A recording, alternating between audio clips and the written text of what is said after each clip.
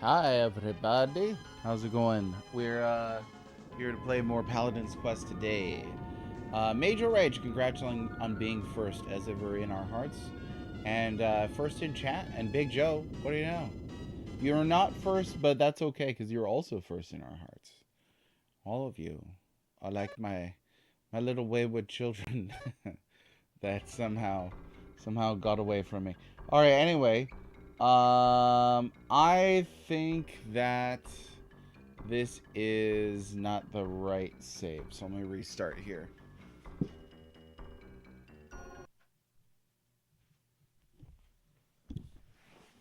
Also first. Maybe zeroth? I don't know. Nah, just kidding.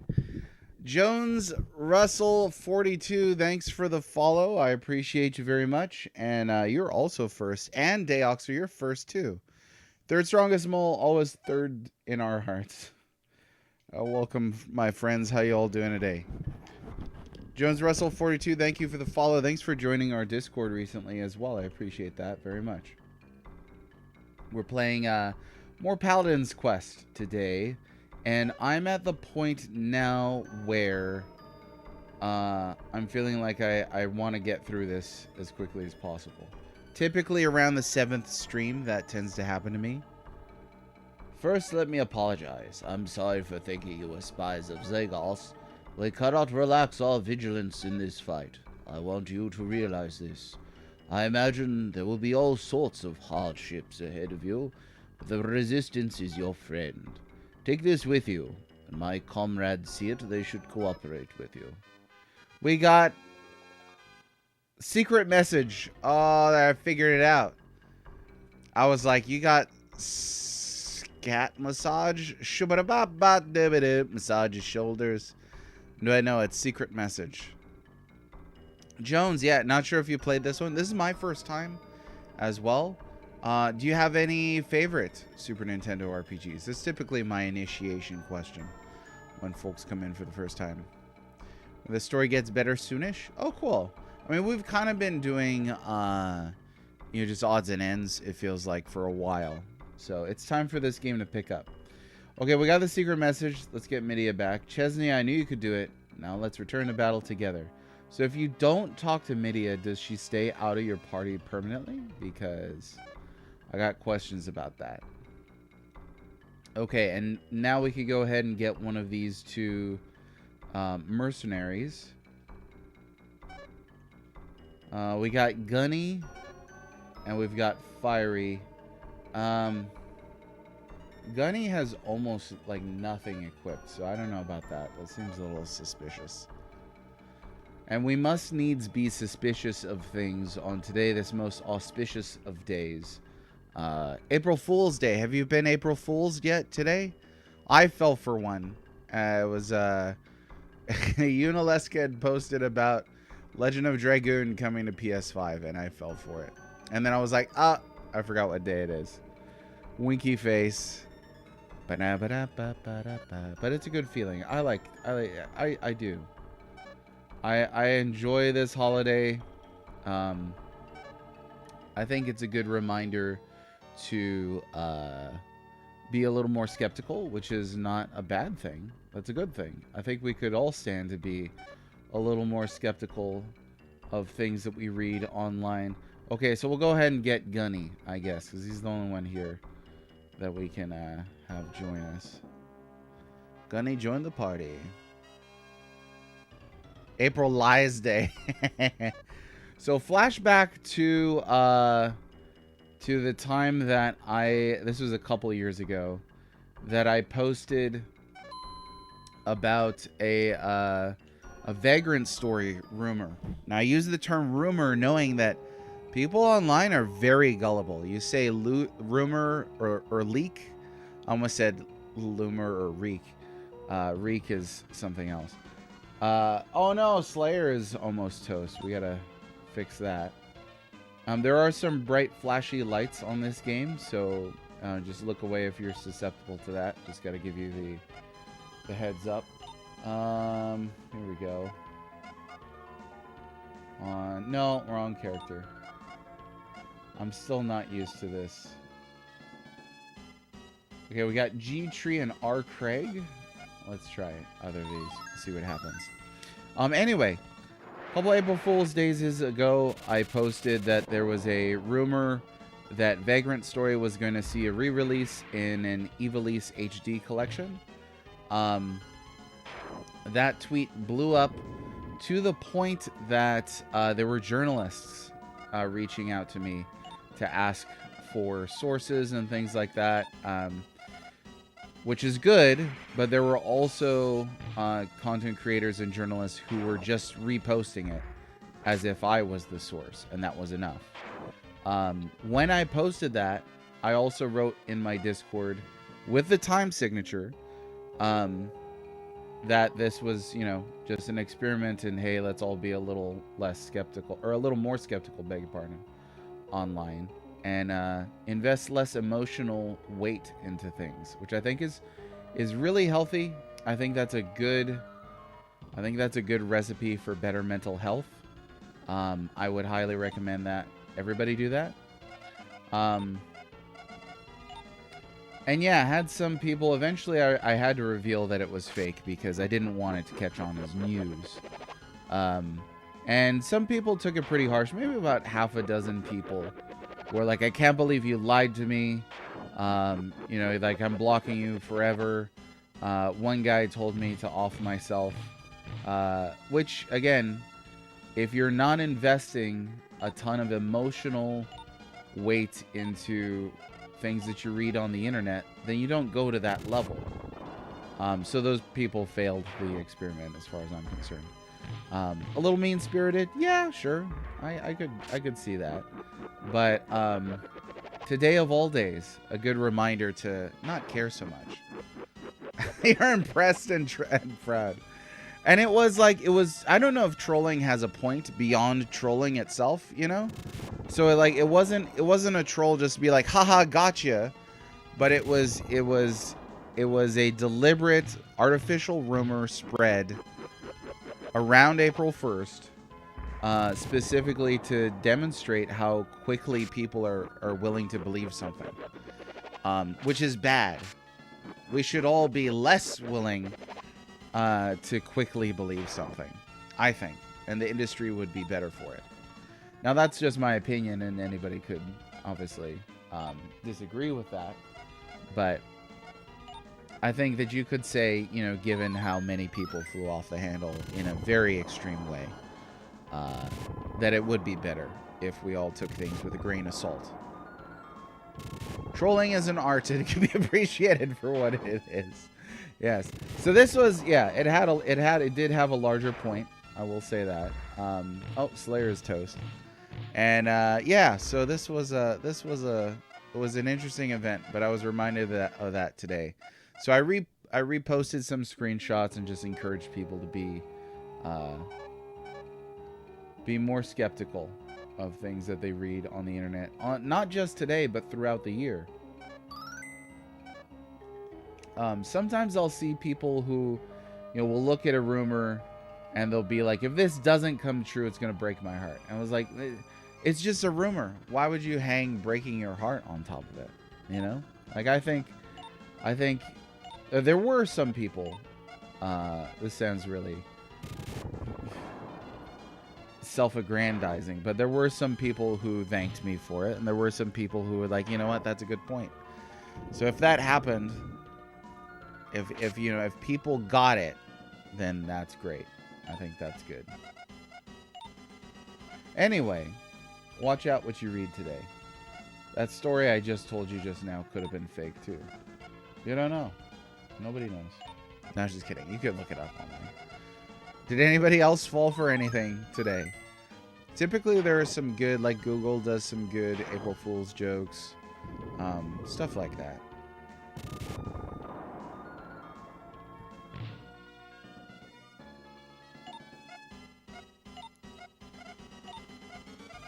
I do appreciate that there's a distinction to be made between pranks that can hurt people and be harmful, and then there's pranks that are harmless.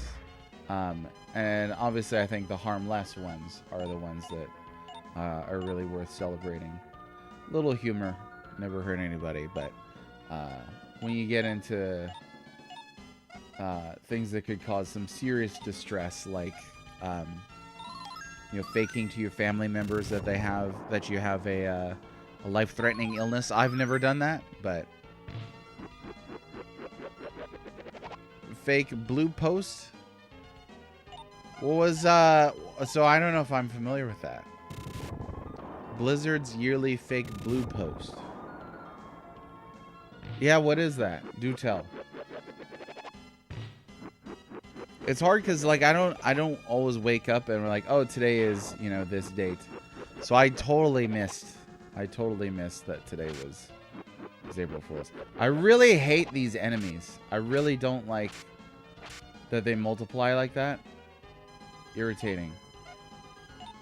I don't. Well, no, I got Bolt G, and then.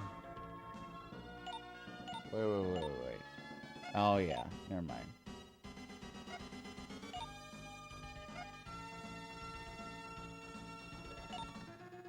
No spells on that character. Okay. Alright. Well, what? No. Go ahead.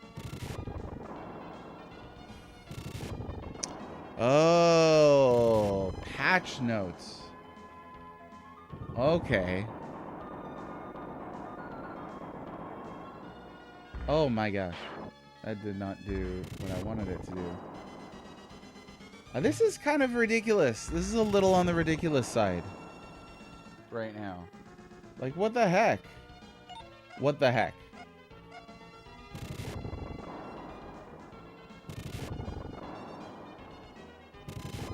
It's, yeah. I know, I'm not complaining, but I mean, we got like an enemy that can replicate itself, and then it just uses AoEs. That's stupid. Ape Escape Rill. That's pretty great. That is good.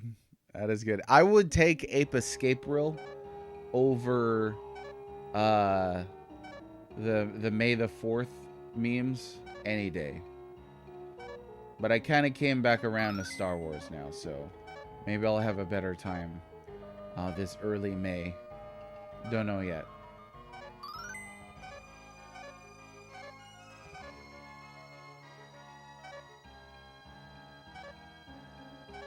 No, used it on the wrong thing. Dummy. Talking to myself here. Okay. So we can't go that way. So maybe we gotta go south? I don't know. There's nothing over there either. Oh no, boy. You gotta watch out for boy.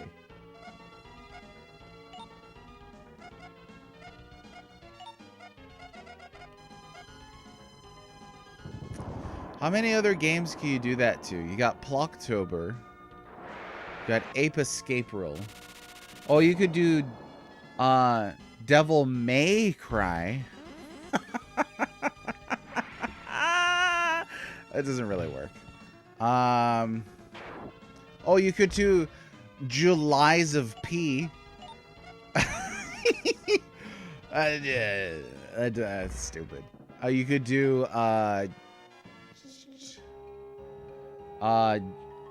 June Erasers. Ooh, I gotta write all these down. Oh, that's pretty good. Okay, hang on. We got Julies of P. We've got June Erasers. We've got, what was the first one that I said? Oh, yeah, that one's dumb. Devil May Cry. Dangerously close to dad joke territory. I embrace it. Sweets and Bedge, how's it going? How are you, Sweets? You played this as a kid? Cool. Cool. This is my first time playing through this one. How many times have you played through this game? You know what? I don't think it's bad. I don't. And it's weird. I think I've met more people than not who think this is like a good to okay game. I gotta refill my bottles here. And then I have met a handful of people, though, who think that this game is utterly terrible. So there's a range of perspectives on this game I've discovered. Oh, you did have one for every month at one point. Well, I would love to know. Third strongest mole. I would be very curious to know what they all are. Like January, I can't think of one. But I'm pretty proud of my Julys of P and June Erasers. Uniracer is actually a pretty cool game. A bit slept on. You get that it's just a unicycle racing game, but it actually has a really cool soundtrack.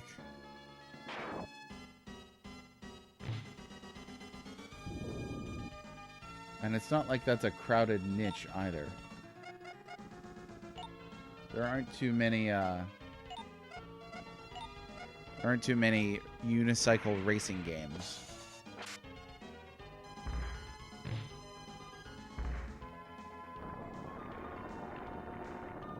Well, that was meant to affect multiple enemies, but that's okay. Oh. Okay, reminder to me that these 8-legged brontosauruses, bronzas, that they absorb fire magic. Tak and the Power of Jujun. Oh, it was all for Dead franchises, forgotten games. Well, you took it a step ahead of me then. Because I was just, you know, whatever came to mind, but you actually had like a theme going on. Okay, do any of these individuals like let you sleep here or not?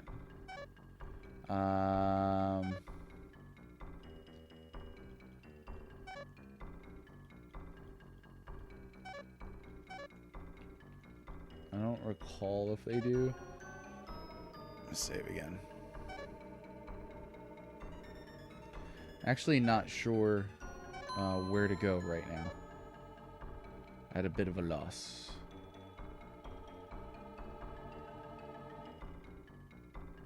Here to road network, you ready? Okay, so we just go south. Back to the yeah, here we go. Back to the rope network. Okay.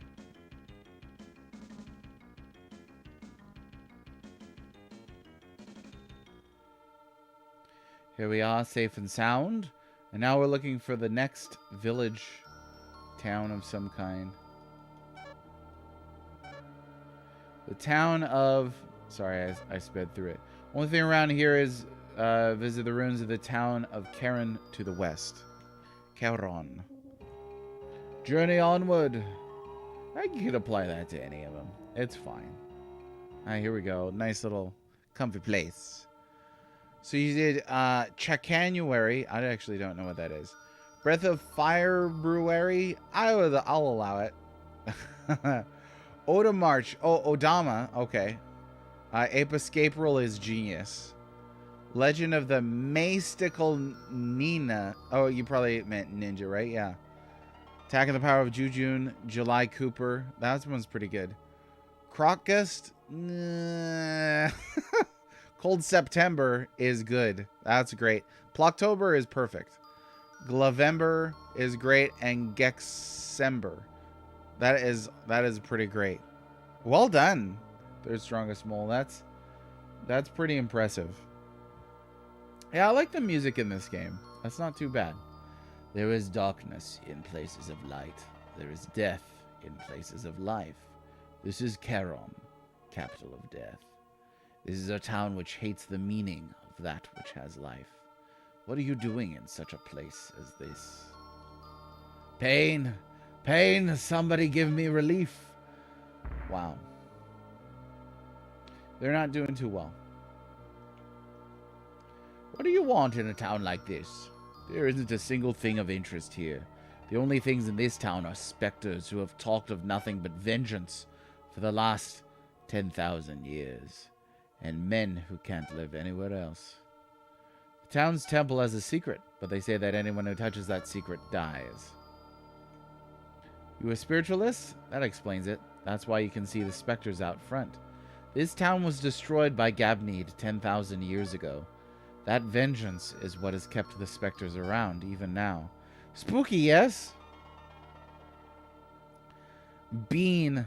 I'm a wandering warrior specter. It's been a long time since I last saw anyone from Nasquat. Oh, cool. You can actually get, like, a specter to join you. Whoa, that's a pretty spooky portrait there. What am I looking at? Age 233. Weren't they all killed 10,000 years ago? Okay, so I think I'm actually gonna hire this one because this is way cooler than Gunny. Gunny, you can just take off, dude. Parting is sad, but we have no choice. Goodbye. Gunny has left your party. Hello, Slasher. How's it going, Slasher? What's happening? Hey, every time I see you, I'm reminded of some horror. So I gotta let you know that I just finished the Chernobyl HBO miniseries. Only 5 episodes.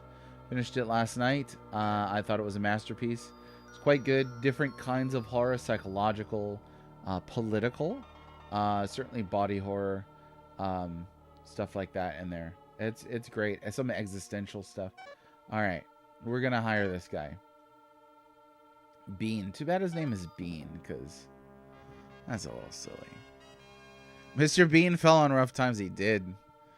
He did. It's probably from trying to drive a car with his foot while brushing his teeth. Ever seen Chernobyl? Yeah, so there's not a lot of it, and I don't mean like in the kind of like alien body horror type stuff. Like, it's not super outlandish, but some of the makeup that they do for the radioactive victims is really impressive. That's all I'll say. But it's really good. It's smartly written. I thought it was fantastic. If you have any interest in history, I think it's very magnetic. Me, I'm from the town of Misuto. I tried joining the resistance, but I didn't have the guts for it. With no home to which I could return, all that was left for me was to reminisce in a place like this. Oh, I want to go back home. I wonder if my mother's okay. Okay, we got the Spectre. We're good. What does body horror mean? Yeah. Yeah, body horror has to do with horror that centers around the transformation or mutilation or change of the body. So I've heard Alien included in body horror. The Thing, John Carpenter's The Thing would be probably classified as that. I'm sure that somebody versed in horror could do more of that. Slither would probably count. And I'm struggling to think of others. Oh, The Fly, the remake of The Fly.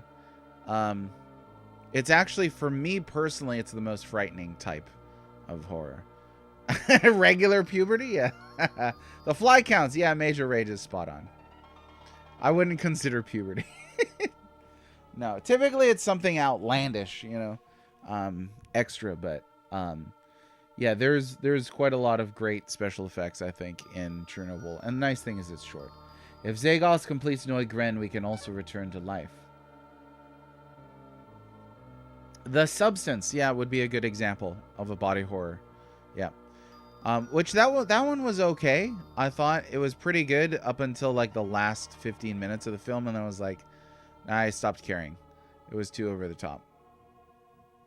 Yeah, and this is where Slasher, I think, is where it's interesting once you get to subgenres. There's overlap for sure, and yet I think there's a cultural subtext that's important as well, right? So like, you know, any game might have action in it, but you're not going to count every action or every RPG with action as an action RPG, right? Yeah, see, and I thought Substance was pretty good in the middle of it. But then at the end, it was not great at all. We demand a tribute to fill the void in our souls. Okay. Hooray for you. But yeah, as somebody who's been through some significant surgeries, I lost a kidney. Body horror is truly terrifying to me. Blast you, Gabneed. We will never forget you for destroying our town. Never. He screamed into his X account. I'm really out of luck, thanks to the rope network being cut. I've no reason to leave this place. Why, it's you! Long time no see. I'm Joyce from the Masuto Bakery. Oh, yeah. I heard about you from Grunt. Yes, truth is, I'm in the Resistance, too. Surprise? I've come to meet with this town's Resistance leader. Who is the leader here, you ask? You've met him already, haven't you? He's the old innkeeper over there. Try showing him the device you have that identifies you as comrades of the Resistance. There we go. So Slasher, as a horror aficionado, what is your favorite kind of horror? And maybe follow-up question. Anybody can answer this too if you like. Follow-up question, your favorite type of horror. The follow-up question is, what type of horror scares you the most? And do you occasionally pronounce it as horror? I like to say that, just so people know the word that I'm attempting to enunciate. For me, favorite, probably like monster movies. I like monster movies. That can be a variety of things. But yeah, most frightening would probably be body horror. Okay, this innkeeper here.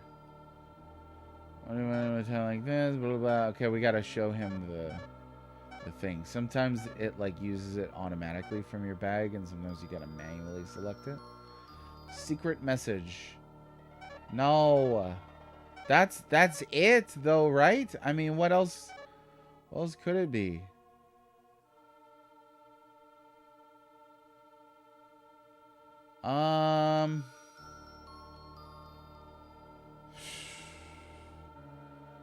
Yeah, I don't know.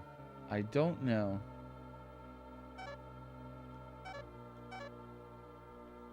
Oh, she said innkeeper. Why did I read it as barkeeper? Oh, that makes sense. Slashers. Yeah. Or there's no degrees of, like, even if you went back in town, because I'm sure over time you got desensitized to it, right? Like, but like, even if you have to go back in time and you had to say degrees of like, oh, this impacts me on a, not like you're clutching your pillow like, oh, but like it impacts you on like an adrenaline level. And what would you say? Let's try this again here. Well, you're comrades of the Resistance, are you? I'm Garana. I'm the leader of the Resistance in this town. I have a favor to ask. I wonder if you'd accept. You accept, thank you. Truth is, Zagos is mounting a project to use the Spectres of Charon. Therefore, I've considered eliminating the Spectres, but I need the glow seeds to do it. The glow seeds are on an island to the southwest, but only a spiritualist can get them. I want you to get the glow seeds. If anyone can do it, you can. Okay, island to the southwest. That should be easy enough. Romantic comedies? Oh, so you don't like As Good as It Gets or or Sleepless in Seattle? I don't know if those count. But the first movies that came to mind, so they must be right. Temu Final Fantasy. There's actually quite a bit of Dragon Quest in here as well. Christopool, you're always welcome here. How's it going today? And do you recognize this game then? Have you played through it yourself? They're strong as more like the more psychological stuff. I don't have much stomach for gore. Horror comedy can be fun though, it takes the edge off. Yeah, definitely. There's some good horror comedies. What's a favorite horror comedy of yours? I guess we can talk about horror today. Psychological stuff I recently watched. I mean, I don't know that they would count this as horror or not. Recently saw Stalker. I thought it was really good. I like Tarkovsky, but I haven't seen much. Really think that Solaris is fantastic. Dare you to look in the mirror and say "Love Actually" 3 times. Make sure the comma's in there too. You got to get that pause. You played it a couple times, Christopher? This is my first time, so we're doing okay. I think it's not too shabby. It's not too shabby.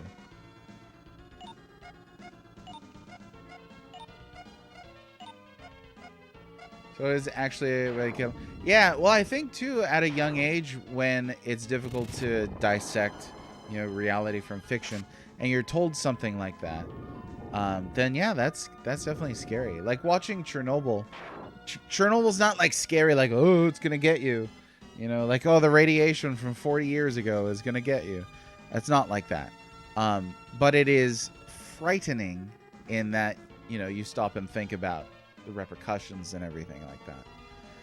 I'm always happy to say that something is scary, even though it didn't necessarily frighten me to the point, again, where I'm clutching a pillow or anything like that. Oh, those are good mentions, Third Strongest Mole. I was thinking Shaun of the Dead for some reason. On break currently. Enjoy your break. People do need power. Well, hey, thanks for your service.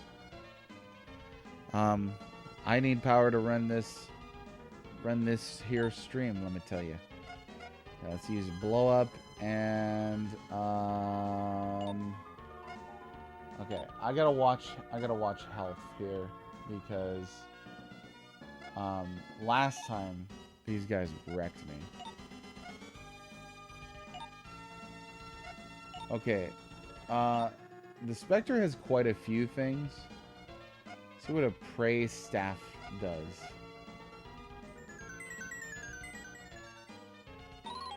Nothing that I could detect. I don't know.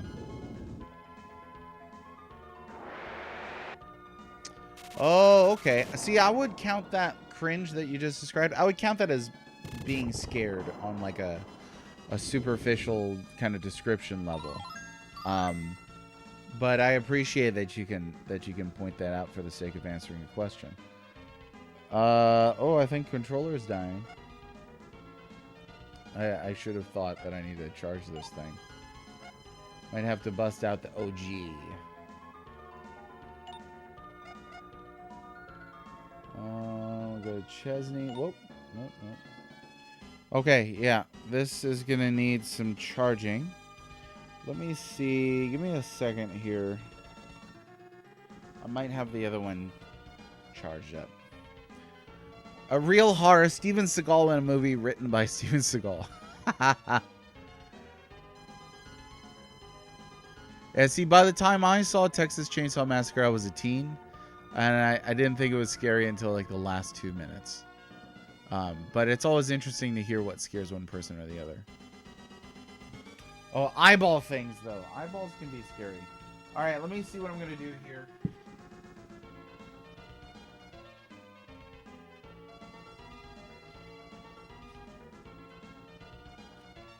I'm going to have to bust out Old Reliable.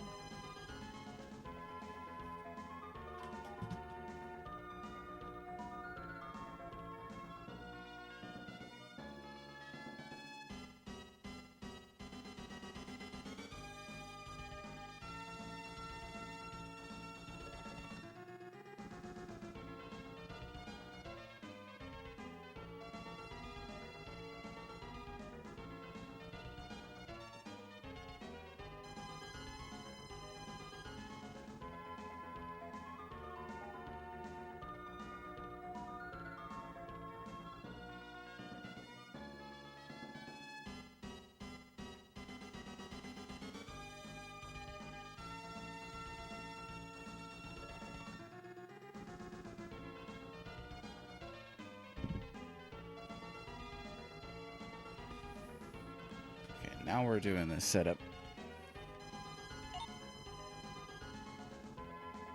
Well. There you go. That's what we wanted to do.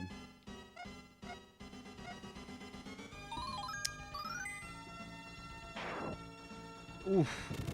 Yeah, I've never seen Hostel. I can't do the real intense like gore schlock stuff. That gets to like a point where like I really like science fiction, in my horror. To a lesser extent, supernatural stuff, but I think psychological horror and monster movies I really enjoy. Rewatched Eraserhead recently and cemented that I really just don't like that movie. I just really do not. Okay, it's just a sword, so I mean, I think that's fine. Boing.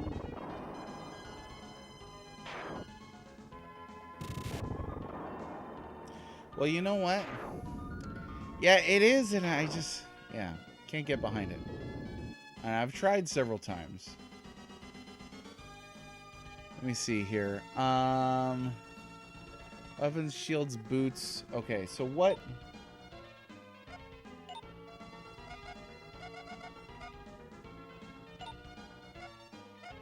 Let me see what I'm looking at here.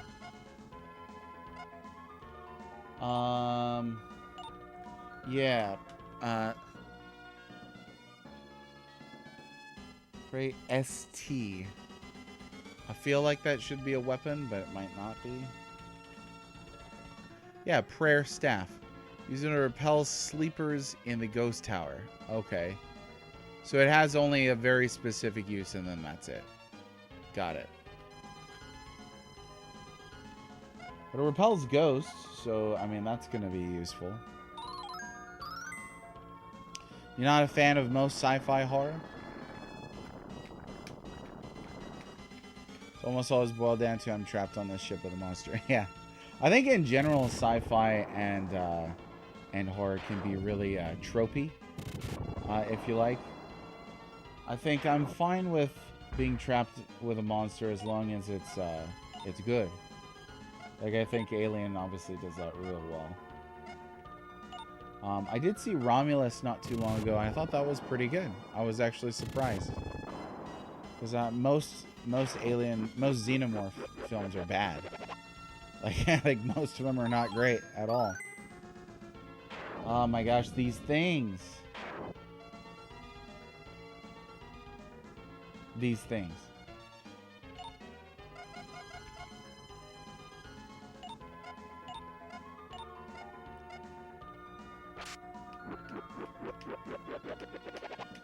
I guess it's like similar with like the slasher genre, right? Like there's a guy trying to slash you. That's kind of it boils down to. Like the Predator movies, but they're always on a planet. So you'd like to see like a Predator movie like in space or something. Or maybe underwater. Haha. Now we're talking. An underwater Predator movie. They could call it, wait for it, Predator Underwater. They could do that. Oh, I saw that movie Underwater. It wasn't very good. You know, I said that most Xenomorph movies aren't good. Most Lovecraft adaptations aren't very good. Did you see Color Out of Space with Nick Cage? Okay, we got Stick Rib. No idea what that is. So we're going to look it up. Oh, so you don't like being trapped on a ship. You like being on a planet. So many franchises should have quit while they were ahead. Exactly. And that's a major problem with corporatism, is because they will keep that going as long as they know it'll make money. Stet Rib, something like that. Nuts if I can figure out what this thing is. Let's see. I really hate the items. The item names on this are just ludicrous. Like, I can't even robe, I guess. It's gotta be. I checked items and I checked weapons. It is an armor. So yeah, it's Saint Robe. Which neat, I guess.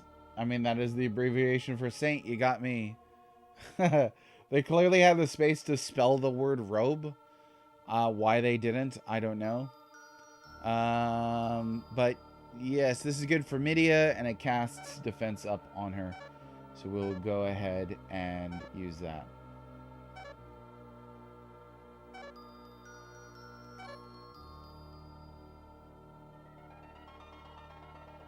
Well, hang on. You know what? Yeah, we can use that. We'll use Saint Robe, Mid Boot, and we can... Oh, there's not another one. Let's keep that one. There we go. There we go.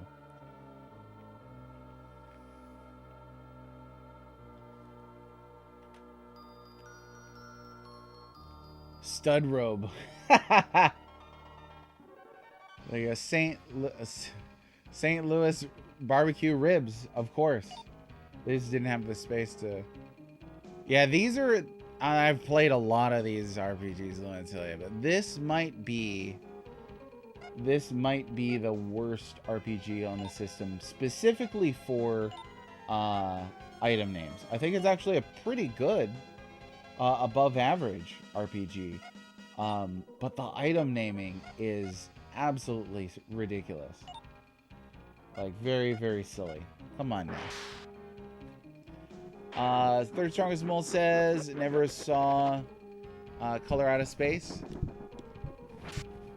One of your favorite Lovecraft stories. Yeah, I like the story quite a bit. I think it's a compelling idea for written fiction. I don't know that you can translate it to visuals, because, like, I mean, spoilers all over the cover of the thing. It just looks like it's purple, you know? It's not like an indescribable color, you know? That's very colorful. But, yeah, and the thing, it's like, that's just the color purple. So it's not, I don't know. How do you make a color scary, too? There's a little bit of body horror in that as well. It's worth watching just for Nick Cage overacting. These are criminal. Yeah, they're criminal item descriptions, or item titlings, for sure. Depends on the slasher movies are late in their series favorite. F13? Oh, Friday the 13th. Got it. Yeah. I get to part of like I'll hear horror schlock very frequently. I think part of that is wait, are those things following me now? What? Okay. Part of that is, yeah, like some of it doesn't take itself seriously. But I appreciate that anybody can find fun in whatever it is that they find fun in. You know? It would be impossible. And I definitely would not equip that, because I have no idea what it does. Oh, so they follow you around. That's kind of wild. Those enemies follow you around to the next battle. Very, very interesting. I don't know of any other RPG that does that, where the enemy will run from you and then follow you around and join the next battle. I don't think I've ever heard of that. I really wish they wouldn't do that, though. The bees! Best case is shoot the movie in black and white. That's a great idea. Final Fantasy 13. Uh-oh. Brace yourselves. Nice game. They, yeah, I think the Pendulum Swing is in full force for 13. I've met a lot of people who are like, oh, Final Fantasy 13 is goated. You'll hear that all the time. It's like, I don't know if you know what the word goated means. I really don't. Okay, we're gonna do one of these, and then I guess we'll just keep swinging. These guys hit pretty hard.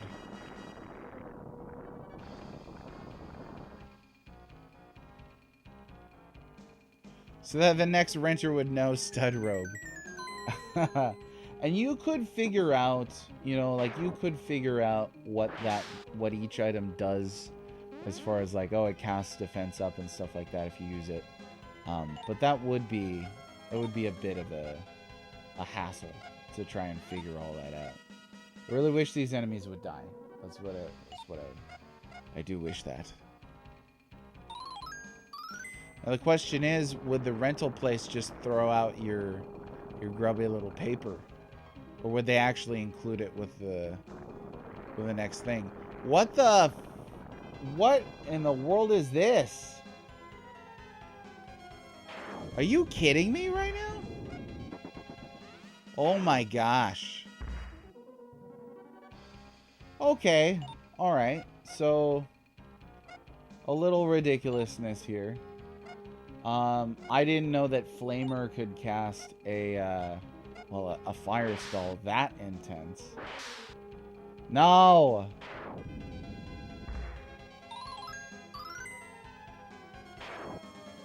My goodness.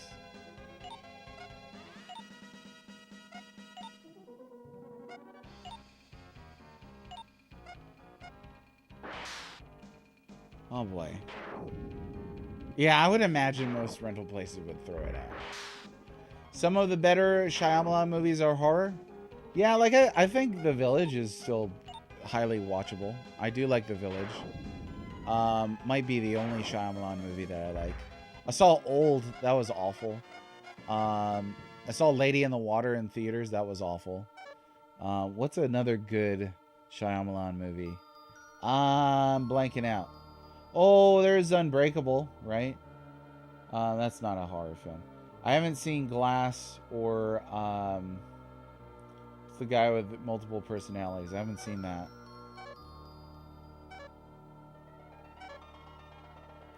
They call me Mr. Glass. What a twist. Little Robot Chicken reference there for the older kids. No, not that one. I'll do this one.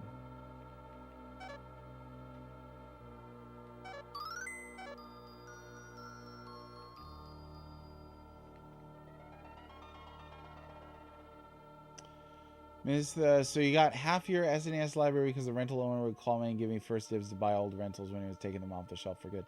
So you had a personal relationship with them. Yeah. That's cool.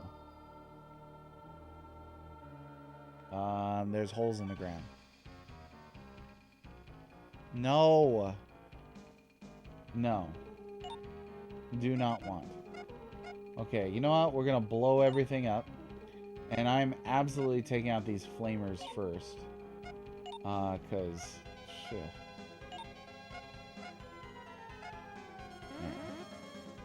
Put that in your pipe and smoke it. Splits. That's right. Split was what I was thinking of. Well, Sixth Sense is pretty good. Oh, and I do like the movie Signs. I think that's a pretty good movie. I think he's somebody who peaked early because a lot of his later stuff was not great. Maybe an example of somebody who focuses too much on subverting expectations.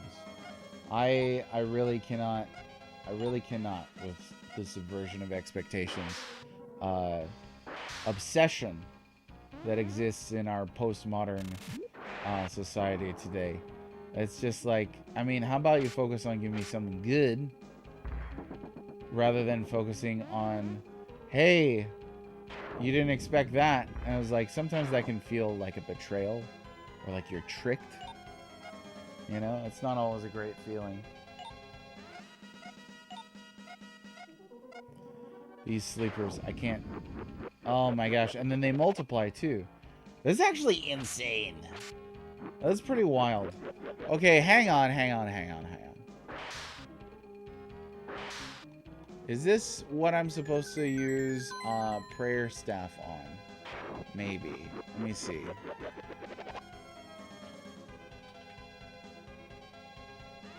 Used to repel sleepers. Yes. Oh, shoot. Chesney is dead. Well, okay. So, Midia. Alright. Well, bullcrap. That's what this is. Let me try running. Absolutely savage. I mean, just brutal.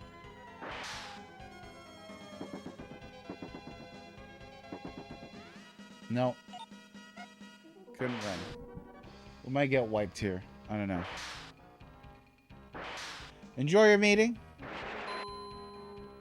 Exactly. It's plot twists for the sake of plot twists. That doesn't hold up. Because plot twist is not a substance. Like, twist is not plotting itself. You know, you gotta focus on the plotting.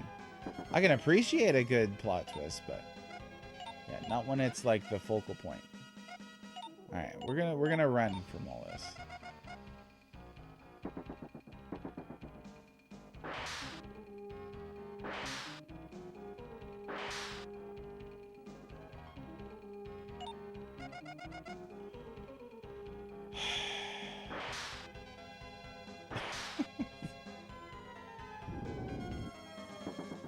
There we go. What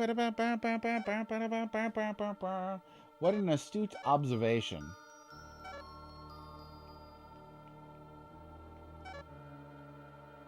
Okay, so we know that we can use... oh my gosh, one step? You're kidding me with this. What the heck is that? What in the world? What in the world? Okay. That shook. That shook it. This could be our first game over on this. That's exciting. Alright, well... I mean, first things first, I gotta focus on not dying. That's gonna be primary. Oh yeah, he doesn't have spell. I keep forgetting. So can I use this now? See if it does anything. Big boss. Big boss.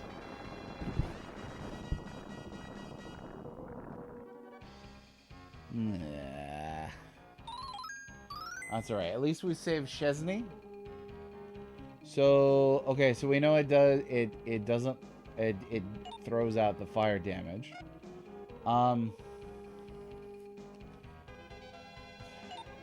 I don't even know, man.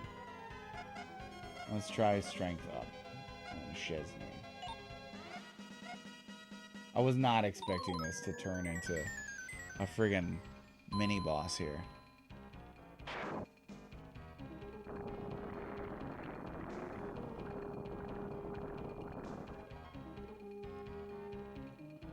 Okay, we just gotta watch the healths.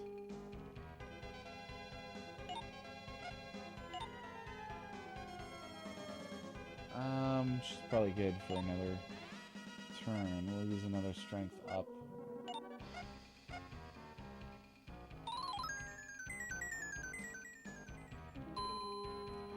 It's like what Bowser said in the Super Mario Bros. Movie. Pain is the best teacher. I say that to my kids every once in a while. They're like, Daddy, they didn't have my favorite ice cream at the store. And I'll just be like, pain is the best teacher. And then they say, thank you, sire. Speaking of the Mario movie, anybody go to see Super Mario Galaxy? I'm taking my kids tomorrow because my youngest is having his birthday pretty soon, so it's perfect timing. That's one of my favorite things about having kids is I get to share experiences with them and vice versa. So they get to share their soccer experience with me or movies that I might not see in theater, but I probably would see. I probably would see the Mario movie by myself. I mean, case in point, actually, when the first one came out, we did take the kids, and then my wife and I had a date night following, and we went and saw it again. So that's us, yeah. I mean, one of my favorite theater memories was seeing a double feature Wind Rises with the Lego movie. Just myself, my wife, and a few adult friends. It was a good time. I mean, The Wind Rises is a film for adults anyway. It ain't no Howl's Moving Castle or Spirited Away or anything like that. This thing, it just spams the same thing every round. I mean, the plus side then is it can't kill Chesney. Alright, big boss defeated. Stupid. That's what that was. Just downright dumb.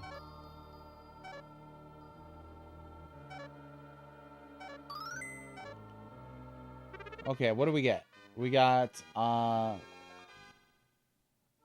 that's a card. Was it sphere card?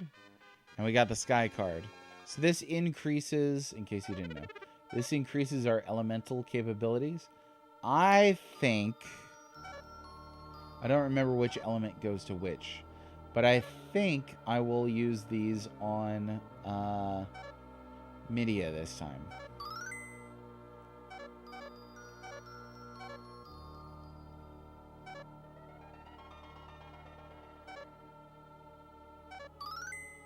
There you go. Take that. Yeah, we got to go around the top part now. There we go. Third strongest mole saw the Mario movie second time in theaters at Universal Walk in LA before going to the Mario Park. Oh, cool. I got all that much as a movie, but it was still fun. For sure. Yeah, you don't walk out of that movie like, wow, masterpiece. You know, but you had fun. Like, I had fun watching it. I think it was about the level of fun that I would want for a Mario movie. If I had my way, I would take out the licensed music. This ain't Final Fantasy 15. It's the Mario movie. But other than that, I think overall I pretty much liked it. I like the cast. Chris Pratt could go either way for me, but I really like Jack Black as Bowser. My boy.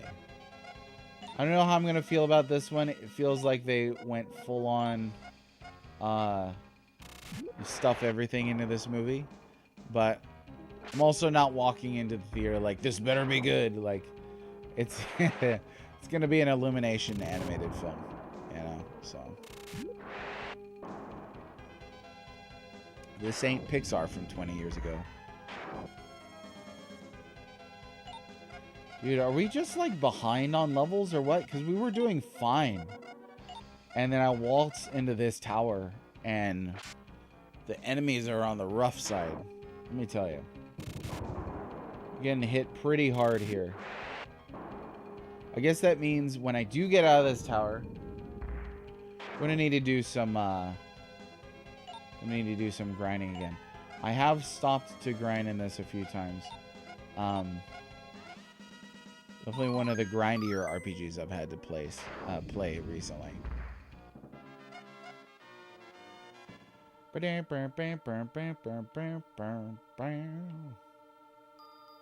Okay. So maybe we'll go this far. Also not a fan of tower. See this Y right here. Not a huge fan of tower dungeons that do this. You know what? Screw this tower. Honestly, it took me to the bottom floor. The bottom floor. That is just messed all the way up. Messed up. Get out of here.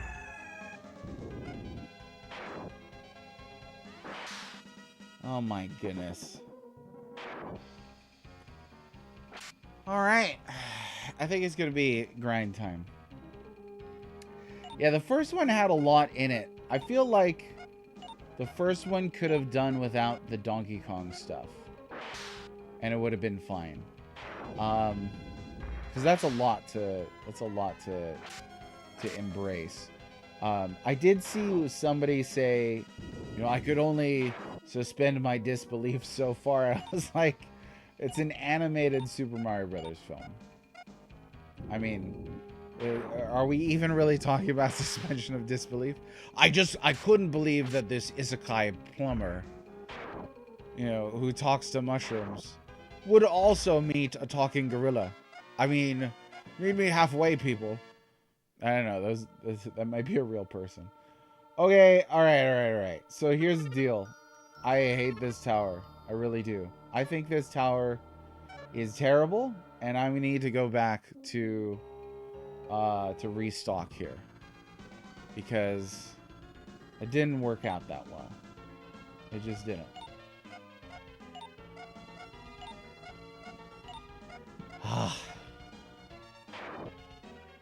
This is actually the reason why I stopped playing Dragon Warrior 2 the first time I played it. I got to that one tower where you can fall off, and I fell off, and I was like, forget it. I'll get back to you later. And I did get back to it later, but I never got much further.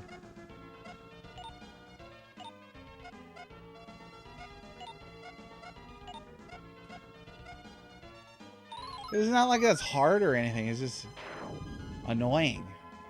You climb the tower, and then you fall down from the tower. Shouldn't have to do that. You're sure you're an RPG fan, Red? No RPG fan would be critical of RPGs. This unspoken rule that fans should enjoy things and only enjoy them.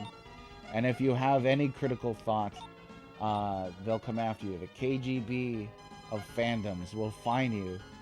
Pardon the Soviet reference, but again, I just watched Chernobyl. Like I always hear is like, no fandom hates their series more than Final Fantasy fans. I was like, I get it, but at the same time, there's a lot critiquable. So, catch me outside with that. You know what? Chrono Trigger doesn't have towers that you can fall out of. So, there you go. Sorry you're triggered by my Dragon Warrior criticism, but you'll survive. Just tie the diaper a little tighter and you'll make it. You're alright, Bubby. You're alright. Friggin' worm enemies here. Hey, welcome back. I just thoroughly thrashed Mr. Temper. He came just about, yeah, he came back just in time. What's the beautiful thing of streaming? Like chat feels like, you know, the power of like, oh, I could say anything to this streamer. Like I'd compared streaming to being in like a pillory, right? And like, yeah, there's an element of that, but the streamer's got all the power. Got mod power. I have a microphone. Like I can talk so much faster than anybody in here can type. And I could say ridiculous things too. So I try not to. Every once in a while. A hide is already think she's scarred by Red's previous lashings. What? Your hide is already thick she scarred by Red's previous lashings? Okay. I mean, we can put scars on scars. So it can be done. You know what, Bean?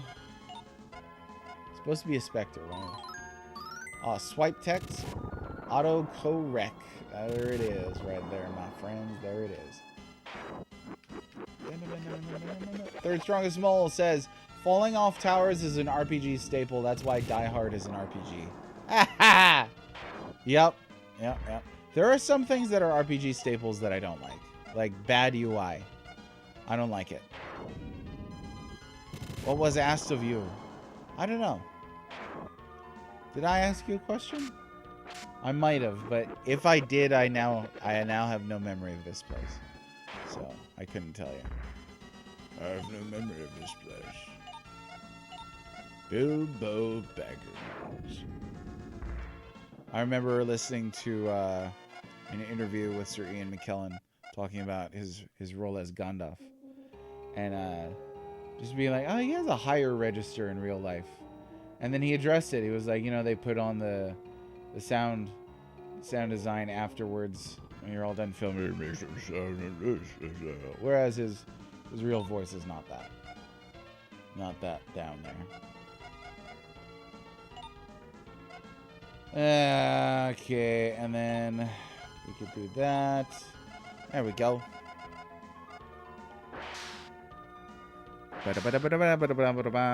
Oh, dang. Okay, so this could actually answer the question. What happens when you cast a spell? It removes your HP. And can you die from that? So it wasn't enough to kill Chesney. I would imagine... Oh, Reflect got me. I would imagine it takes you down to... to 1 and then it stops working. As in you can no longer cast spells, but I don't know. I'd be very curious to try that.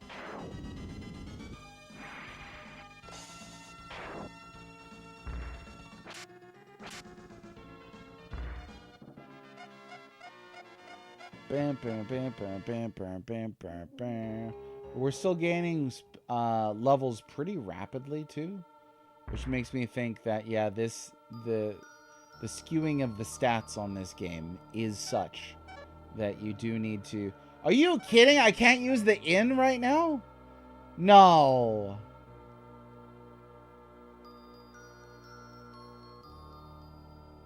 Because the innkeeper gave me the quest.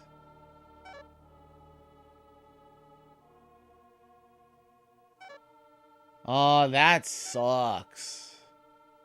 That actually really sucks. That was a bad design choice, especially after a dungeon like that. Like, if you could fall back down to the beginning, wouldn't you think that the players would maybe take a trip back to town? That was not a great choice. Not because I'm worried about healing. I can heal, like I've got the medicine to do it. It's just more tedious to do something like that. Especially when you get kicked out of the menu after healing once. Oh, come on. I can hear Mr. Temper's voice in the back of my head. Again. Are you sure you're a fan of RPGs? I mean, it's a staple. It's a staple to have bad UI design. That's just terrible. Okay. All right. We'll just stand here and we'll do our due diligence and heal everybody up manually because this innkeeper doesn't know what the heck he's doing in life. And then we'll refill our medicines. Here I thought I was going to make great progress today. That's actually what I thought was going to happen. I thought it was going to be like, oh, good. You know, we chewed through a bunch of stuff. Nope. Nope. It'll be on this dungeon rest of the stream. Yeah, because it's an artificial tedium. You know, like you could do this, you can accomplish the same effect, right? You're just healing manually with medicine. But having to do it that way just takes longer. That's all. And that's vexing. So now that we have been sorely vexed, we shall save, and then we shall return to our place. It also really makes you not want to grind too, because you know, there's no easy heal. Reminds me when you played Lunar and decided to grind in a volcano, everyone tried to leave it when. Oh dang! How did it not let you leave? Was a character like, oh, we can't leave now, we have business here? Yeah, that I don't know why a developer would make the choice to do that. I think that's rubbish.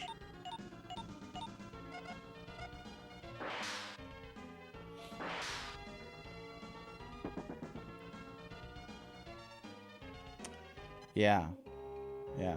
If that's not something you could anticipate was going to happen, and it doesn't seem like there's any real, you know, reason for that to be the case, then yeah, I think that's pretty baloney.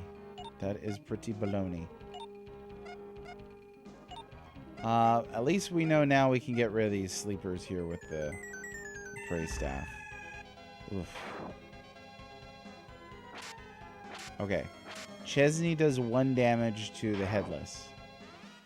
I don't know why. The Cormu's sword, I guess. I'm gonna have to figure that out as to why that happens.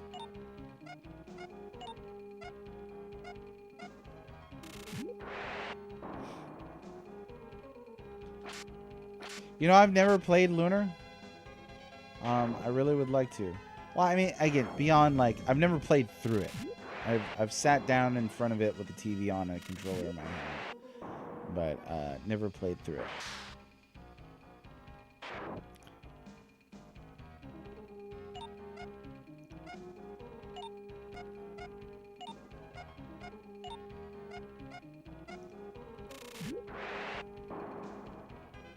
Oof.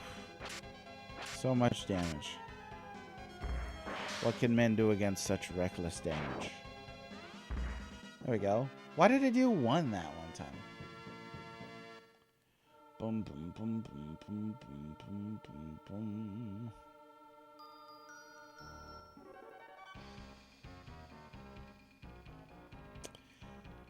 boom. And folks, you know in chat that I'm big on the whole objectivity stuff. I think that's very clearly an objective mistake on the part of the developer.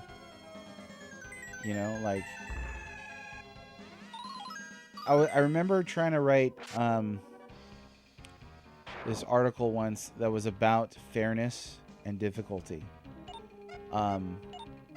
You know, when does difficulty become engaging, and when is difficulty frustrating? I think it has to do with concepts of fairness and unfairness. So what is fair? Fair is a lot of different things. I think fair is when you have adequate information communicated to you to solve a problem. I think unfair is if, say, your boss is like, hey, today I need you to get this done, and then he walks away and you have no way of gaining the information on how to do that other than, say, brute trial and error. That could be frustrating. But I think blind jumps are frustrating. That has to do with information as well. I think extremely cryptic or let's say poorly translated item names can be frustrating. That's not difficulty, but it is unfair. And I think it can lead to frustration for sure. Let's see. What do I want to do here? We're going to go up. And no, you know what? We'll take a swing with some of that. There we go.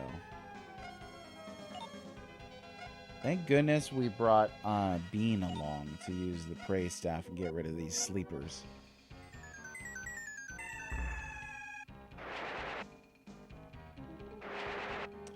Right, because you could save lock yourself in there, you know, if you weren't staggering your saves, which is like a tip or a habit if you like, but that's not necessarily something that everybody knows to do.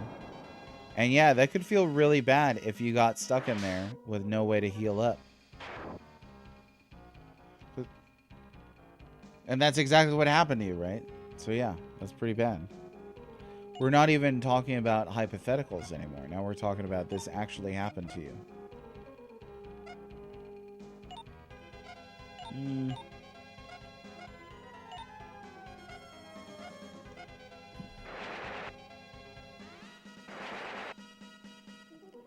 Life isn't fair, but games should be. For sure. For sure. And I appreciate that games will have, say, like an RNG element. And there can be unfairness, say, in the randomness of something. But if that's communicated to the player to expect randomness, then you can kind of work through that with some wit, some cleverness, some understanding that you need to think on your feet. That's kind of my take with Tetramaster. It's like, yeah, there's random elements to it as far as damage being dealt. But the same thing's true for this battle as well. We're dealing random damage, sometimes missing. Chesney is doing 1 damage or 117. So there's a lot to try to plan for and work around. Should games be fair? How's it going? Sarge Smash! We're on the right path again. I fell off the tower. So, yeah. But we're carrying on. So, should games be fair? I think there's multiple ways you could answer that. But I think games should be fair in order to be not frustrating. If the goal of the game is to frustrate players, then yeah, the game should be unfair. But if the goal of the game is to help players to have fun with the product, then I think games should be fair. Yeah.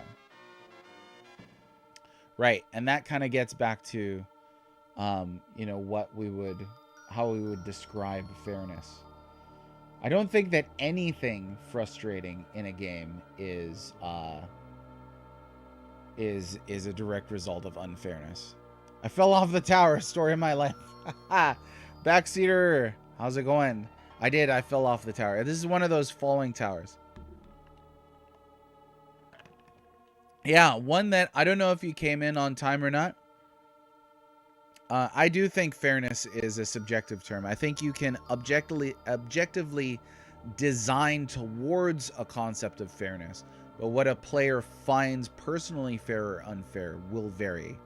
So the experience of fairness is subjective. I think you can definitely design towards objective fairness or unfairness goals. But Sarge, I think just before you came in, I was talking about elements of unfairness that are okay, namely RNG.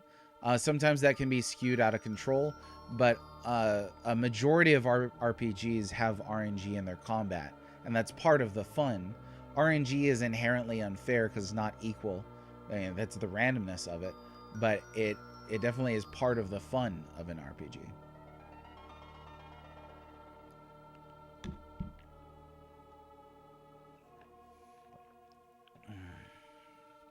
Games should start off fairly easy and then gradually get harder and harder. Definitely.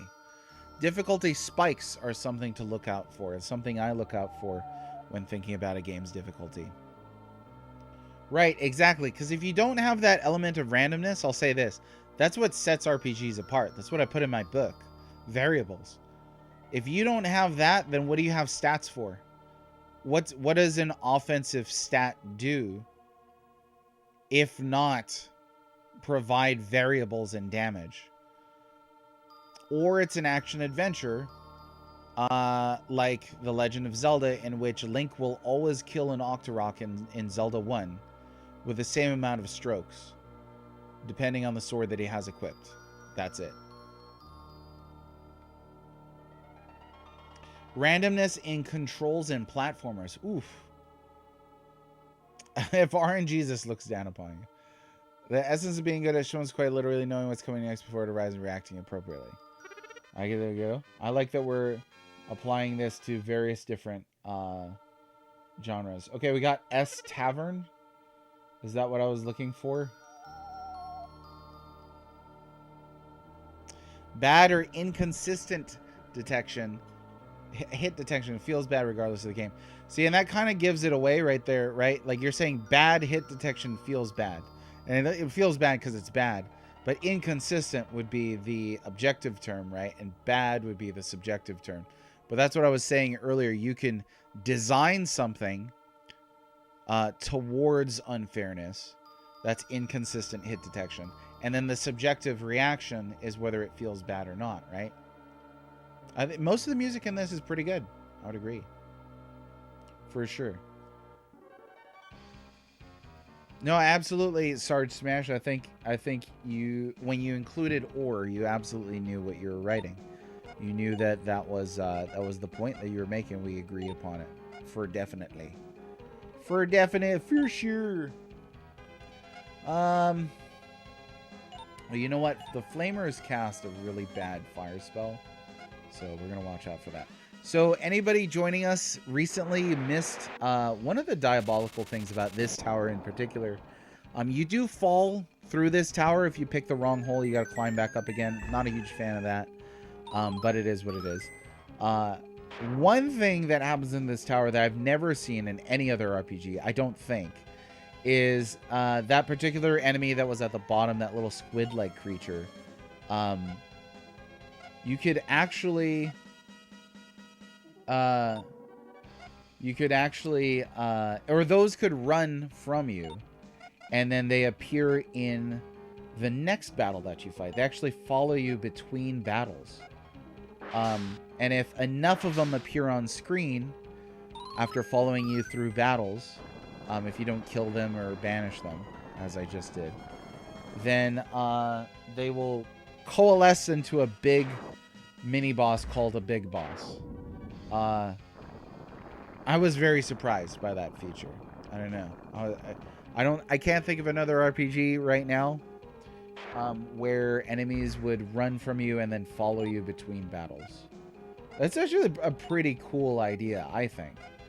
But it could definitely get frustrating. I know there's something, I don't think that that's unfair once you know what's happening for sure. I don't think that that's unfair. But it is, it can be frustrating for sure. Inconsistency, yeah, poorly sized. I think randomness and inconsistency are really interesting to think of. Because randomness, welcome. Inconsistency, not so much. But inconsistency is a kind of randomness, isn't it? And yet, I think randomness that you can plan for versus inconsistency that you can't. Maybe there's a delineation. I don't know. Backseater says, surprised that H.C. Bailey hasn't played this game despite how big it is on SNES RPGs. Oh, so I actually don't know H.C. Bailey. And I tried, there's a prayer staff right there. And I tried to find a lot of Super Nintendo creators and fans when I published my book, but I don't know if I know H.C. Bailey. Or maybe I do.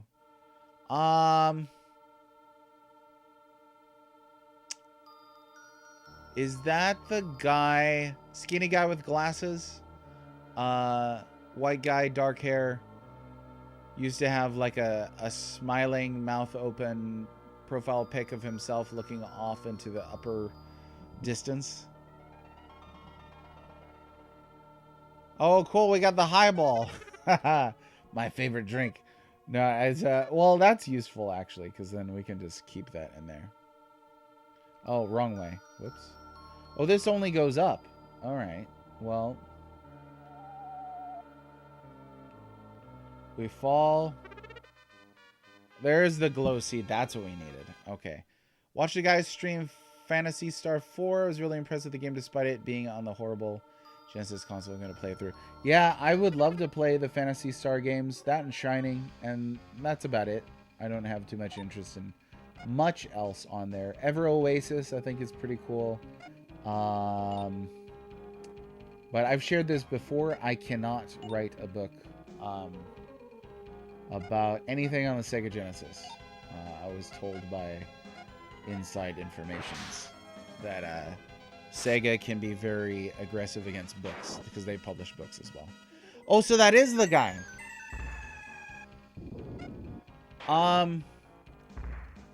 So he used to run Skirmish Frogs, right? No. Okay, I'm thinking of actually somebody else. I just looked him up. Okay, cool. I'm actually gonna check out their channel. Could be useful to make contact with them on my next book. I actually thought it was a different person you were talking about. Let's see. Sometimes you can plan for bad controls, but it doesn't always work in actual good game. I think speedrunners demonstrate that you can plan for bad controls, for sure. It's probably fair to say that we should be talking about like the average player and the average experience, because I think any level of learning, like you could get deep enough into learning a bad game to where it no longer frustrates you, right? But that level of frustration can fluctuate based on that, you know. The backseater, I'll have to check them out for sure. I think the difference is communication to the player. This weapon has a hit rate of 85%. Makes sense. It's random but consistent. Yeah, so let me give an example then for this one, Third Strongest Mole. This game does not really give me any information on stats for weapons that I know of, other than here attack, defense, and attack speed. I could also look at the strength of a character and their stats. You know, we got power, speed, endurance, luck, attack, defense, attack, speed. So this game does not tell you a percentage for any of those. But looking at this, you can presume based on experience with RPGs that there is some kind of rate and some kind of variable involved. And so you can plan for that, right? Things like enemy behavior that's less intuitive can feel inconsistent when not communicated to the player. Absolutely. Definitely. And that goes back to what we were talking about with fairness and unfairness can be a different subjective experience depending on the player. But I think that the game should be designed towards minimizing as much unnecessary frustration as possible. Okay, let's see what S Tavern is. Probably an item, I'm guessing.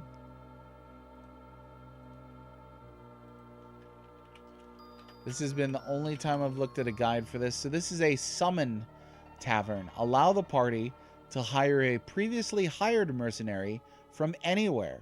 Oh, that's pretty cool. So if we lose a mercenary that we really love, we can always get them back with that. It's called a summon tavern. Okay. Uh-oh, we got some Sarge Smashes on his Sega apologist mode. Run, everybody. No, just kidding. I would love to play through all 4 of those, though. I think I said. Someday, I don't know. I'm not hurting for any RPGs right now. You feel me? Do ya?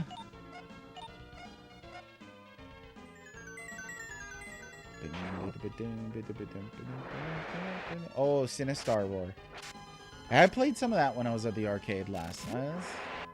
That's tough stuff. Arcades are interesting because you don't always get an explanation of what's going on in an arcade game. You're like, I don't even know what killed me. And then you walk on to the next one. But arcade, I think simplicity is definitely good in arcade design. For most games. I get fighting game, you want, a level of complexity. Unless you're Primal Roar or something. Oh, 2 Roar references in as many minutes. You're welcome.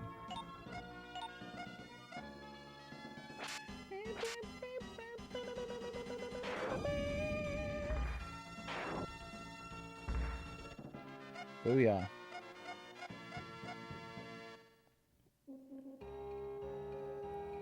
So one thing that I can say about this game, battles can drag a little bit, but I've noticed you gain levels really quickly on this game. Very, very quickly. So that kind of balances it out a little bit, I think. Okay, what do we got here? Now these are glow seeds. Well done. Tomorrow I will use these to eliminate the specters. I won't charge you for the room rates, so you rest easy tonight. You just relieve your fatigue. Dokapon Kingdom is a great example of an RPG that embraces randomness. Third Strongest Mole says it's a 4-player party game too, so random BS is how the players in last place catch up. Oh, okay, so very like Mario Kart kind of mentality there, huh? I know a lot of people get mad about items in Mario Kart. I appreciate that that's a balancing mechanism. Every once in a while, my kids can beat me because of something like that, and that spreads around the fun. You gotta appreciate how the world is about to be saved by characters named Chesney, Slayer, Midia, and Bean. It's a great time. Aha, the man you believed was a resistance leader is a faithful servant of Lord Zagos. Why didn't they kill me in my sleep then? That doesn't seem very smart. Right now, he's at the temple holding the girl from the bakery as a hostage. You're going to perish here too. Okay. Take it from Hood. Oh, Paladin's quest anticipated the Red Hood. You heard it here. Oh, that was easy. Yeah, because you gotta embrace the fact that Mario Kart and Smash Bros. Are party games. They're also racing games and fighting games. But the randomness is definitely part of the fun. I agree. If you want to pass, defeat me. Alright, easy peasy.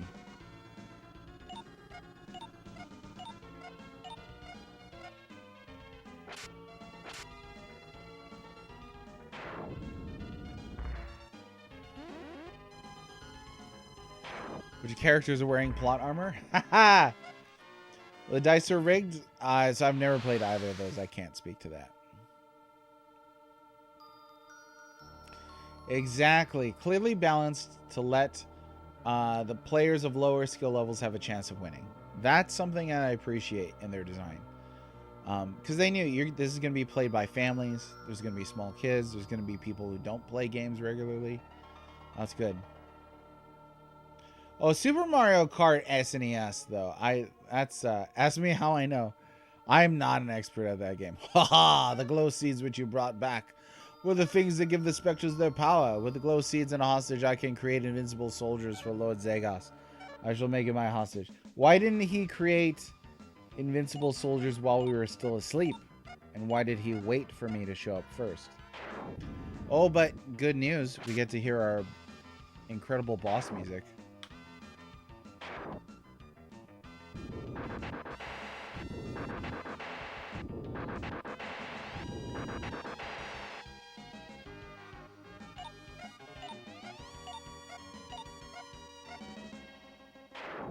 It's third strongest mole. Racing games without some kind of catch-up rubber band mechanic can feel awful to play with all the advantage going to the player in lead. For sure.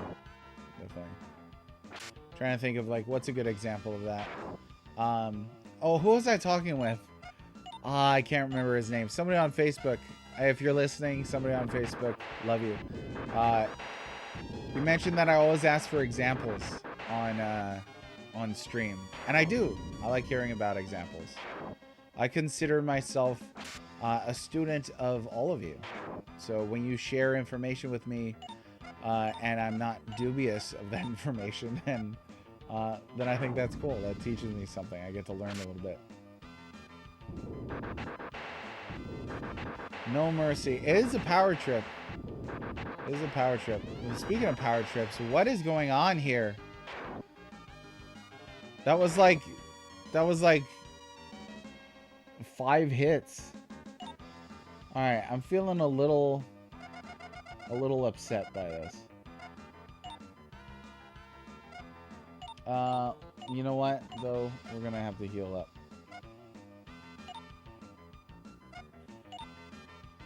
I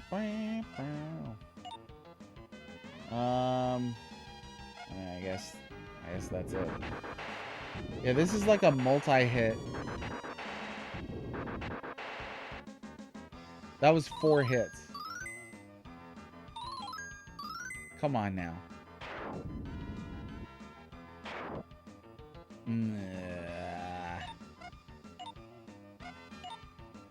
It seems like there was definitely a level of grinding that needed to take place here. Now we're all of a sudden we're doing barely any damage at all.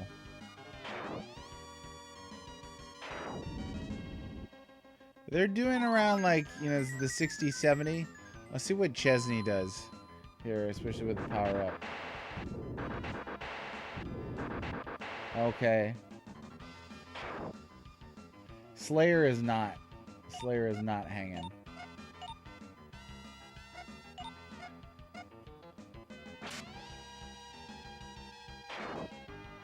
There you go, 105, that's not so bad.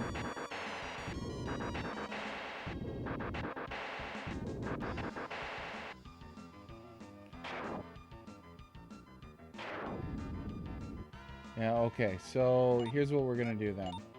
We'll do that. Slayer, you're not being very helpful, so you can just heal every turn. And then I'm gonna use another strength up on Bean. There you go.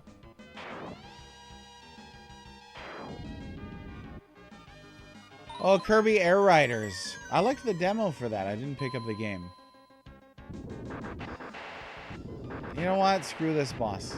And also, any boss that only has 1 attack can just go ahead and take off. Cinco! How's it going? Came in just in time for Bean. Get this. A Spectre named Bean who can banish ghosts with his prayer staff. Very peculiar character. I had to recruit him. So we got Chesney, Slayer, Midia, and Bean now. It's perfect. And currently fighting this boss. Enjoying the bossy music. The bossa nova, if you like. Let's do... I wonder if you could stack this. Let's do defense down, though. Oh my gosh. He's a Ghostbuster. I mean, he was the 5th Ghostbuster in the canon that Disney eventually erased, right? There we go. Take off, Garana. So yeah, that boss, again, to just remind you a little bit how stupid that was a boss who made me go and get seeds from a tower that he would use secretly to make an invincible army of ghosts.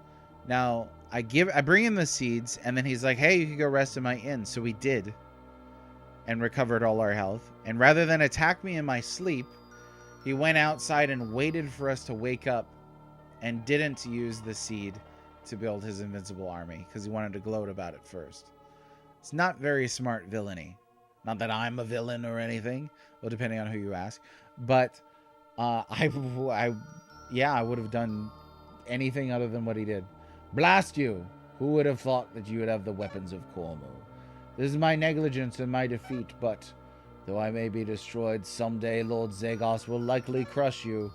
All praise Lord Zagos. Gasp! That reminds me, does anybody here remember what the final boss on Secret of the Stars said? Wasn't it like as the final boss is blowing up, wasn't he like, wow? I think that was his line of dialogue. Shocking. Alright, Joyce, I'm sorry this all happened because I introduced you to the old innkeeper. There's a resistance camp to the southeast. If you go there, I'm done for. My spirit is fading. I'm sorry. Oh, dang. Joyce, please wake up. Come on, Joyce. Sniff, sniff. Let us prepare Joyce a grave with our own hands. Okay, good. So they're not just going to leave her hanging there.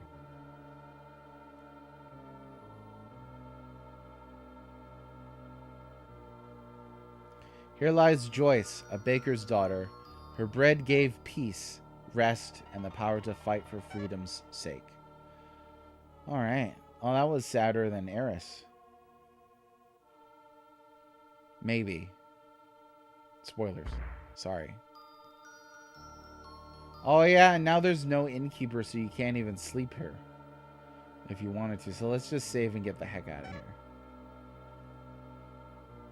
That explains why he wouldn't let us sleep there while we went to go look for the glow seeds. Because he wanted to be a bad guy. Okay, southeast, Joyce said. Mr. Temper, I'm just now seeing that you registered a 25 stream streak. It can't be. I mean, I'm in disbelief, too. Every time somebody registers a streak, I'm like, why? Okay, hang on. That's actually a really cool looking sprite. That, what is that? It's called a fire sword. Very, very cool looking.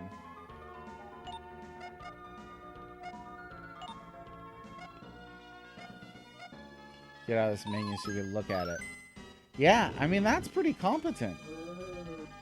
They've got some decent sprites on this, I think. Oh, that's not a great sound.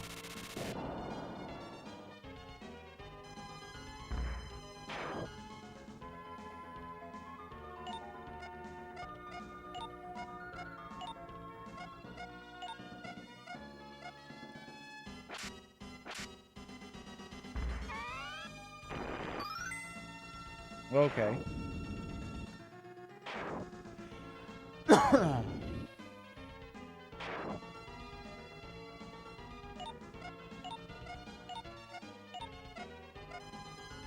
Slifer the Sky Dragon. If this is a reference to something, I actually don't know what it's a reference to. I don't know many dragons. I'll be the first to admit.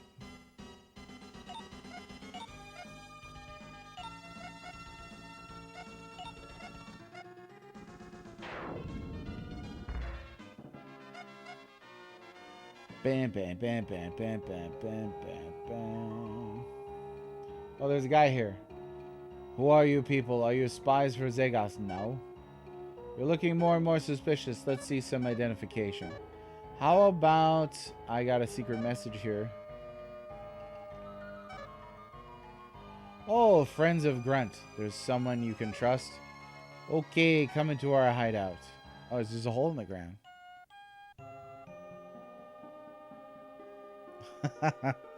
Art Deco vomit. What was Art Deco? I don't know. What was it like? When I think of Art Deco, I think of like Batman the Animated Series and Metropolis. What kind of T-Rex Triceratop hybrid is this? You don't want to ask, Josh. How's it going, Josh Pritt? Welcome to the stream. One of the Egyptian cards from... Oh, okay. So I never got into Yu-Gi-Oh. That's on me. That's on me. So it's a good question, though. How's the story? The story is like the visuals, alternating. So there was some cool stuff, like in the previous village, there were a bunch of specters lamenting all their pain and agony for 10,000 years because, somebody wiped them out years and years ago, and they held on to their vengeance. And like, that's a compelling idea. And then the villain did something incredibly stupid that I described. So I don't know. Zagos is a terrifying spiritualist. Time and again, we've sent capable people, but they have met with untimely demise. It also is interesting to note that it's called Paladin's Quest, but you're a spiritualist. I've yet to meet a paladin. It's me, Fiery. We meet again. I have a secret mission, too. Maybe we'll meet again somewhere.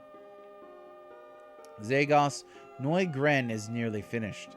Things will get dangerous unless we stop it without delay. Being in sympathetic resonance to Dalgren, the ancient machine in Nasquat, it will end up destroying the whole of Lennis. I hear from various parts of Sasquatch that there are preparations underway for a festival honoring Neugren's completion. Jairazov, if you want me to join you, it'll cost you 1,000 gold. If you prefer my little brother G, and I will join you. Okay. We're high-powered soldiers. I think it's probably time to replace, Oh, cool. He's got a wind sword. It's time to replace Slayer. Okay, no magic. Let's check with the other guy. Absolutely. Absolutely. I think I was on the first stream that I said Paladin's Quest is a better name than Lennis. I think Lennis is a terrible name. Sort of like Espolis and Lufia. Like, Lufia and Paladin's Quest don't make sense. In terms of like the whole of the no Lufia doesn't make sense in terms of the whole of the series because she's just one character. Paladin's Quest doesn't make sense in terms of there's no paladin, but I like both of those better than Lennis or Estpolis. Art Deco is symmetrical, geometric, and streamlined designs with vivid colors. I think that would fit. The pastels, maybe. I don't know. There's a little Art Nouveau going on there. But I could see the symmetric and the geometric. Yeah. We know Cinco is not a fan of the interiors of villages, for sure. But yeah, the graphics are sure interesting. Vel, how's it going? Okay, so. These two have a gimmick. Go ahead and explain the gimmick. Is Lufia in both games? I thought she was only in Lufia and not in Lufia 2. But I can't recall. Does she have like a kid cameo at the end of Lufia 2? Or did I have that the other way around? Estopolis sounds great with an extra O. Yeah, Espolis sounds like you're stuttering or something. Yeah, and then there's other Lufia games too. One with the original subtitle Memories of the Ancient Machine, or Memories of an Ancient Machine. That's pretty cool. Ancient Machine even could have been a great title. Art Deco looks like it was made by dwarves. Art Nouveau looks like it was made by elves. I think that's nice. Yeah, that's a nice comparison. When I referenced Art Nouveau, it was for the softer colors of the palette of this game. I don't think that there's... Well, maybe like the exterior building designs kind of look Art Nouveau-ish, like very soft and kind of organic. But the interiors definitely look very geometric. And I appreciate you summarizing those to me in the Tolkienian terms. Here's a plot point on who Lufia actually is. See, now I already don't remember. I don't.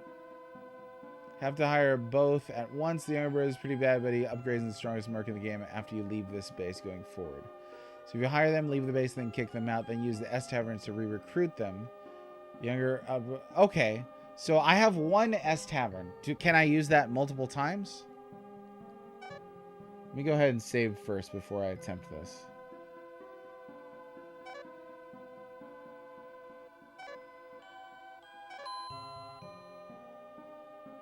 Okay. All right. Well, let's try it. We did just do that. I'm sorry to see Bean go because I really liked him. But Slayer, it was definitely time to go. Oh, goodbye. That's all? That's all you have to say for yourself? After all we've been through, Slayer. Bean, it was a pleasure. It was only for a brief time, but I was happy to be able to travel with living people. Thank you. Good luck in the great beyond. Lufia, you know what? Sarge, I'll say this too. I mean, Lufia is like over 30 years old, so go ahead. I think we should be free to discuss things in detail. It's better for the analyses. And don't worry about spoilers. If somebody's concerned, if you're concerned about Lufia spoilers in chat here that Sarge Smash may drop, just try not to read them. No, Mr. Temper, no, let the man talk. Okay, doesn't she get possessed by Aram in Lufia 1? Yeah, too late. Mr. Temper is screwing around anyway. He's not serious.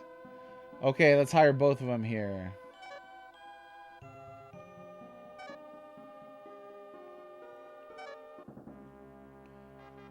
We got the Rozav brothers. She's reincarnated as her. So I played Lufia 1 first, then I played Lufia 2. And the brain is scrambling which was which. In Lufia, she's a playable character that eventually turns to the side of the Sinistrals, right? And then in Lufia 2, she was Aram who gets reincarnated as Lufia.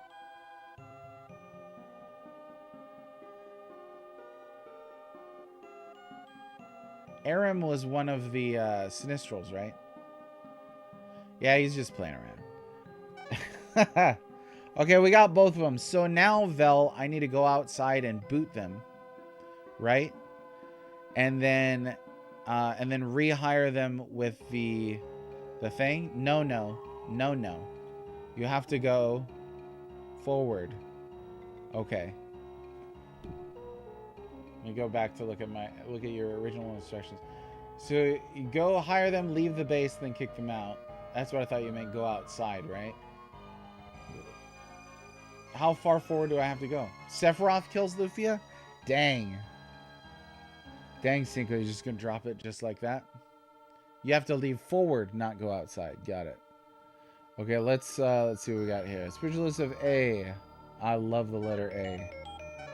We already had A on Chesney, so... Oh, W? W. There we go.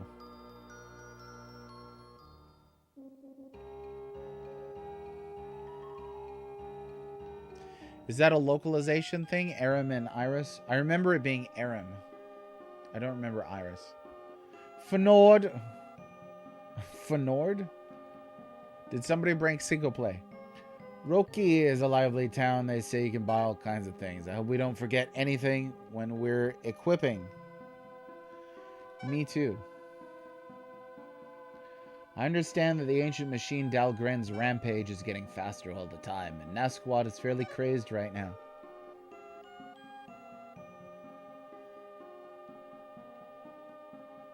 You want to hire me? No, I don't. I'm good. We got... I don't know. Komsk. Commando Skates? Maybe? You don't know. It could be that. It broke a long time ago. My man. Hey, Cinco, and that reminds me, I still need to reach out to you for information on what I should do about Super Famicom stuff. I forgot to do that yesterday. I appreciate your offer of advice and information. I'm the leader of this hideout. I know that you're going to try to stop Noigren, but the guard on Zegor's temple where Noigren is strict. Getting in will not be easy. Therefore, we of the Resistance have been mounting a project. We want you to execute it. Everybody wants me to do everything for them. Listen, I don't want to have to repeat myself, so pay attention. The success of the mission depends on it. Right now, Zagos is preparing a festival to honor the revival of Neugren. In the eastern town of Roki, they are preparing a parade. We will use this parade. If you sneak into the parade, it'll be smooth sailing. You should be able to sneak into Zagos Temple unsuspected. Once inside, head straight for Neugren and strike down Neugren's monster with the items of Kormu. Do you get all that? Yes. No, I don't want to hear it again. Then when you are ready, get on the boat and head for Roki. You won't be able to return. Looks like there's a talented spiritualist in this town. He seems to be able to go above ground through the door in the center and live in that house. Okay, neat. Combat socks. What the heck are combat socks? Wah, wah, wah. Okay, Aram and Iris in Lufia 2, then, right? Not Lufia 1. How am I already forgetting this? Somehow. Oh! The sprites get better in this game. I mean, look at that. Like, that... I really think that Dinosaur is the most impressive sprite in this game so far. No, Lufia. I am your father. And she's like, that's not true. That's impossible. And then he's like, search your feelings. You know it to be true. Ow! That's exactly what happens in Lufia. Prove me wrong. That was a good enemy sprite. It was good. So yeah, I mean, like I was saying, like some of this organic stuff, this looks pretty Nouveau-ish. Okay. Wait. So Vel, now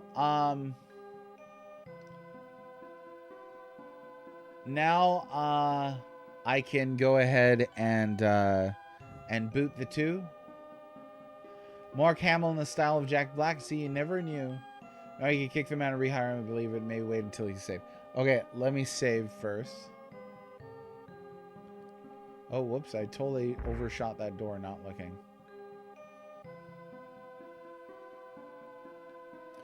I can save your progress right now. Yeah, let's do it. Okay, we're going to save this. This will probably be the last thing I do on today's stream. So, enjoy it. Okay, exit. I'm going to boot these 2. My brother and I are a team. When we leave you, we will leave together. Okay, bye. When next we meet, my brother should be fully grown up. Well.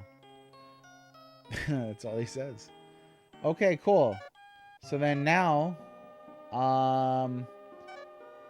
we want to use the S Tavern. Can't use it here because this game hates you for some reason. We'll go outside. I'll try using it there. Maybe you have to be in a tavern to use it? Oh, there we go. Okay. Jairosav's voice can be heard from the heavens.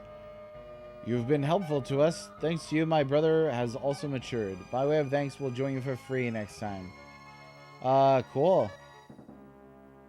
So that's a neat little, secret. So now he is upgraded, huh? I've become strong. He looks like an idiot with his tongue out, though. Level 55. Oh, I love his items are Seed Sword and Good Shield. And he's still wearing a bib on his body. He still has a bib on, so how mature did he get? Oh, and he's got some magic now, too. That's wonderful. That's wonderful. Let's check the other guy. Level 42. Oh, so now little brother is bigger than big brother. And still no magic there. Who named this equipment? Yeah, I don't know. And it's weird, isn't it? Because, like, the rest of the translation is pretty good. There's some decent English in this game. It's just the friggin' item translation. And I have no idea why. Older brother's actually the drag now. Well, at least I'm sure he's still capable. But yeah, we got both of them. Thanks for that tip. I'm glad you came in right there too, Vel. Were you lurking or something? Because that was pretty good timing. I don't know if I would have hired them at a glance. Anywho, howdy. Thanks everybody for showing up today. I always appreciate you, and I hope you had a good time. I did. And let me see if there's any bubby around that I know we can send a raid over to. You